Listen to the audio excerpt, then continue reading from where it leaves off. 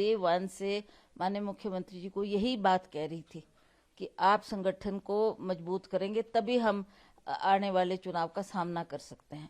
ये बहुत कठिन घड़ी है हमारे लिए।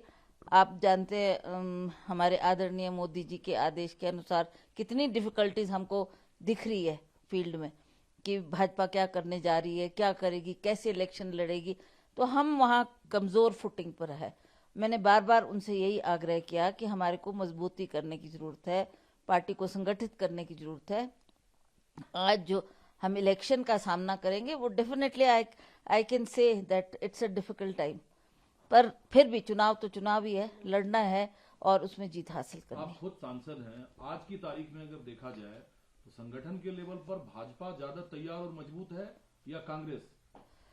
कांग्रेस में अभी बहुत कुछ करने को हमारे को बाकी है। हालांकि आप जानते हैं एज एमपी मैंने सारा ही अपनी कॉन्स्टिट्यूंसी का दौरा बार बार किया है।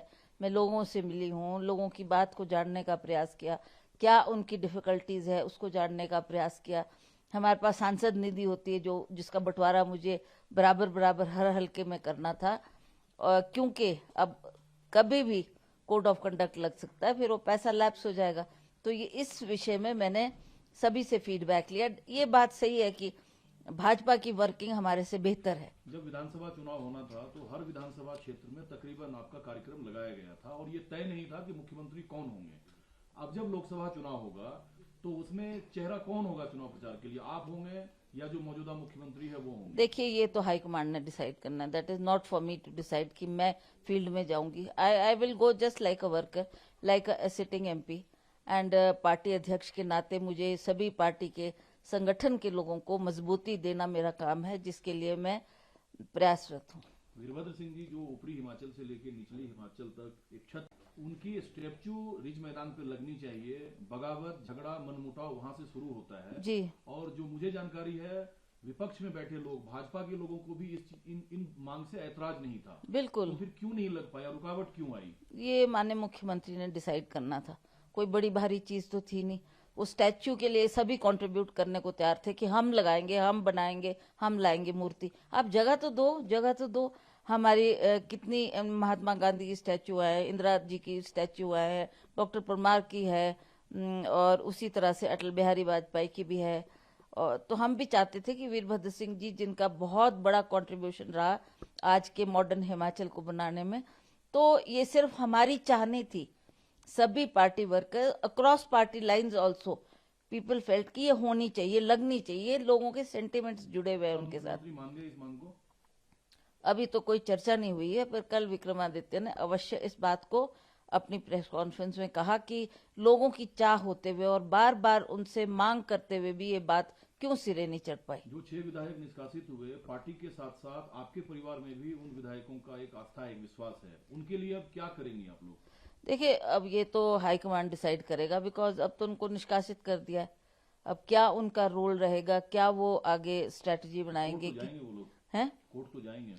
जाएंगे ही जाएंगे। वो अपने न्याय के लिए तो हर इंसान लड़ाई करता है, तो वो भी। जल्दबाजी में फैसला क्यों हुआ? इतने अपने ही 6 विधायक को लोकसभा चुनाव से ठीक पहले निष्कासित कर देना, इतनी जल्दबाजी में फैसला? दिल्ली ज्यादा इसमें इन्वॉल्व रहा या हिमाचल से ये फैसला लिया? मुझे नहीं पता कि क्या डायरेक्शन थी, और स्पीकर साहब ने ये जो फैसला दिया उससे वो लोग भी आहत हुए होंगे, क्योंकि वो सभी कांग्रेस लोग थे और वो अपनी हक की लड़ाई लड़ रहे थे। उनकी भी कुछ ना कुछ डिमांड्स थी।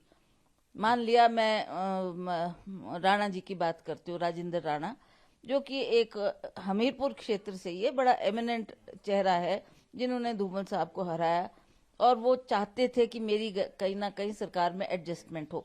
1 साल से ऊपर उन्होंने इंतजार किया, ये नौबती ना आती अगर उनको कहीं एडजस्ट कर देते। स्पीकर के फैसले पे अगर कोर्ट से स्टे ले लिया वही 6 विधायक, आपकी सरकार फिर संकट में आ जाएगी, क्योंकि बहुमत का आंकड़ा नीचे जाएगा।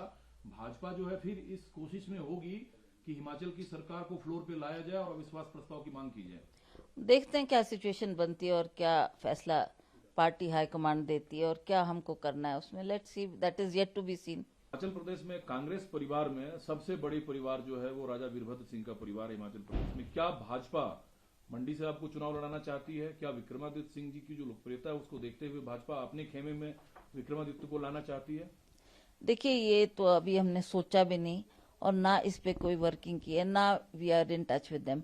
गॉड नोज आगे क्या सिचुएशन बनती है, that is for the high command to decide. Congress party किसको फील्ड करना चाहती है, किसको टिकट देना चाहती है, उस पर भी अब सोच विचार होगा और क्या हम लोग स्टेप उठाएंगे उनके आदेशों के मुताबिक, उस पर हम आगे बढ़ेंगे। पॉलिटिकल फैमिली जो हिमाचल के लोगों का विसेज है आपकी फैमिली के लिए, उसको भी आंसर करना है आप लोगों को। हाँ। ऐसे में जो क्वेश्चंस आप लोगों ने रेज किए वो अब तक तो सॉर्ट आउट होता हुआ दिखता नहीं है। कल एक पीसी की गई, उसमें सभी विधायक बैठे, हैप्पी हैप्पी सब चीज दिखाया गया, लेकिन उतना आसान, उतना हैप्पी हैप्पी है नहीं सब चीज।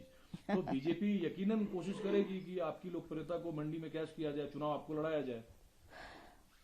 देखते हैं, हम तो चाहेंगे, हमारा तो सारा जीवन कांग्रेस में बीता, कांग्रेस से ही हम जुड़े हुए हैं, हमारा परिवार कांग्रेस से हमने शुरुआत की, कांग्रेस की विचारधारा से हम संबंध रखते हैं। अब आज कल की स्थिति में क्या होता है मैं उस पर कुछ नहीं बोल सकती। लेकिन ज्योतिरादित्य सिंधिया भी कांग्रेस परिवार से जुड़े हुए थे। अगर ये सिचुएशन है तो क्या राहुल जी को, प्रियंका जी को, सोनिया जी को या खड़गे साहब को विक्रमादित्य से मिलना नहीं चाहिए? आपको दिल्ली बुलाकर आपसे मिलना नहीं चाहिए? ऑब्जर्वर्स आए, यहाँ के प्रॉब्लम को सॉर्ट आउट किया गया, लेकिन असली प्रॉब्लम तो दिल्ली से सॉर्ट आउट होगा। क्या आप लोग जा रही हैं, मिलेंगी, या क्यों नहीं राहुल जी मिल रहे हैं विक्रमादित्य? देखते हैं, अभी तो कल की बात है ये, अभी तो हमारे पास टाइम है। वी विल गो एंड हम उनको भी आगाह करेंगे, उनसे भी बैठ के वार्तालाप करेंगे कि ये हालात हो गए हैं हिमाचल प्रदेश में, तो आप जल्दी निर्णय लो, फैसला लो इस पर कि क्या करना है, फिर वो क्या आदेश हमको देते हैं उसके मुताबिक ही फिर हम आगे बढ़ेंगे। ऑब्जर्वर बोल गए कि 5 साल तक सुक्खू साहब सीएम रहेंगे यहाँ। चलो, ऑब्जर्वर के बोलने से क्या है, वो ऑब्जर्वर तो चाहते हैं ऐसा हो, अब लोग क्या चाहते हैं, क्या होगा, उस पर बोलना अभी बहुत कठिन वक्त है। मांगा है आपने मैडम सोनिया जी से, आपके अच्छे रिश्ते हैं उनसे। अब सब करेंगे, उनके ध्यानार्थ ये ऑब्जर्वर्स इस बात को लाएंगे, वो क्या हमको आदेश देते हैं, हमको बुलाते हैं, हमसे बात करते हैं, तो डेफिनेटली जो क्राइसिस हिमाचल प्रदेश में खड़ी हुई है उससे हमको उनको आगाह करना है, उनको बताना है कि मैडम ऐसा ऐसा हुआ है और अब आप बोलें क्या करना है। जो खबरें चल रही है कि विक्रमादित्य साहब की मुलाकात उन 6 एमएलए से हुई है, इसमें कितनी सच्चाई है? क्या वो मिले हैं? मुझे बिल्कुल भी इसके बारे में ना आइडिया है। आप सभी जानते हैं कि कल रात तक तो वो यहाँ था, अब क्या आगे उसने निर्णय किया, कहाँ गया है, मुझे उसका कोई अनुमान नहीं है, तो आई कैन नॉट से कि उसकी बात हुई या नहीं हुई।